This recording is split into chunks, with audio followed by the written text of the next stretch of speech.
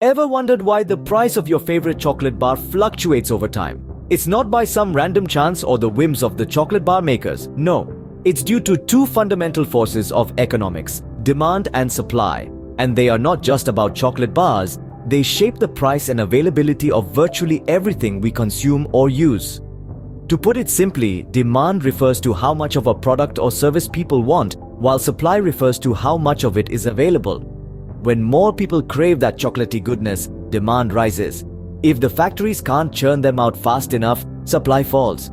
This tug of war between demand and supply is what causes the price to swing like a pendulum. So, are you ready to unlock the secrets behind the price tags? Let's delve deeper into the fascinating world of demand and supply. So, what exactly is demand, and why does it matter? You might be wondering. Let's break it down. Demand in economic terms is the desire for a particular good or service backed by the capacity and readiness to purchase it. But it's not just about wanting something. It involves the ability and willingness to pay for it.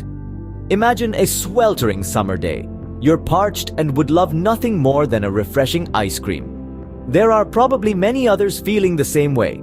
In this situation, the demand for ice cream is high. Now, let's talk about price. When demand for a product increases, like our ice cream on a hot day, the price often goes up too. This is because the higher demand puts pressure on the available supply.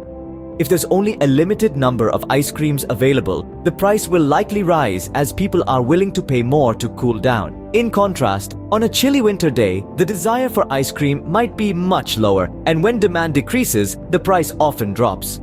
So, in essence, demand and price have an intimate dance, each influencing the other.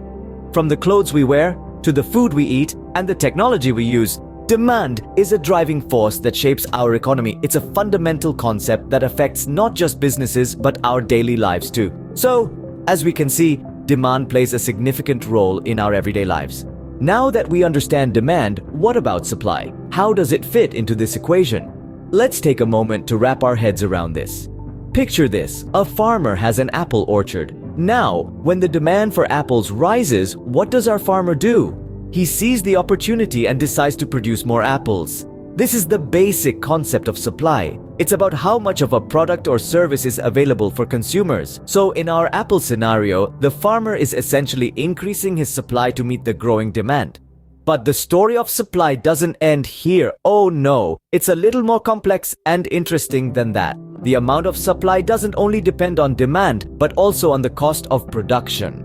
If the cost to grow apples becomes too high, our farmer might reconsider how many apples he's willing to produce.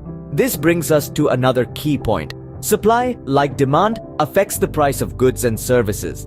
If our farmer has a bumper crop of apples, he might lower the price to sell them quickly.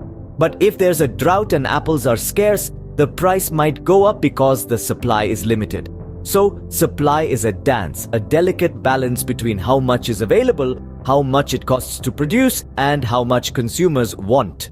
It's a fundamental part of economics and a key player in our market system. Just like demand, supply too has a significant impact on our day-to-day lives. So, how do demand and supply interact with each other? Let's dive right in. Imagine a scenario where the supply of coffee beans suddenly drops due to a poor harvest season.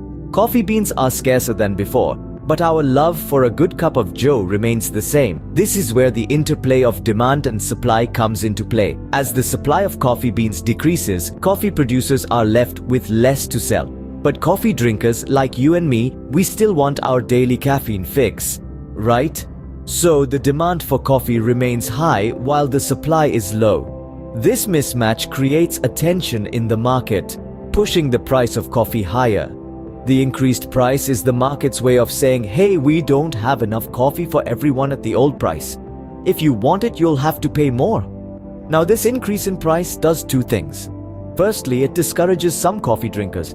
They might switch to tea or other alternatives, effectively reducing the demand for coffee. Secondly, the higher price may encourage other producers to grow more coffee beans, increasing the supply. So, what happens next? The price of coffee will keep rising until it reaches a point where the quantity of coffee demanded matches the quantity supplied. This point is what we call market equilibrium. It's like a sweet spot where the market finds balance. But remember, this equilibrium isn't set in stone. Any change in the market, like a sudden surge in demand for coffee or an unexpected bumper crop of coffee beans, can disrupt this balance, causing the prices to fluctuate once again. So, in essence, the interplay of demand and supply is like a dance. It's all about balance and adjustment. Every change in demand or supply leads to a new step, a new move, shaping the dance as it unfolds. It's a delicate, dynamic process that keeps the market alive and kicking. As we can see, the dance between demand and supply is a constant, ever-changing one. Now that we've understood the basics of demand and supply, what's next? Well, we're just getting started on this journey to decode the economic mysteries.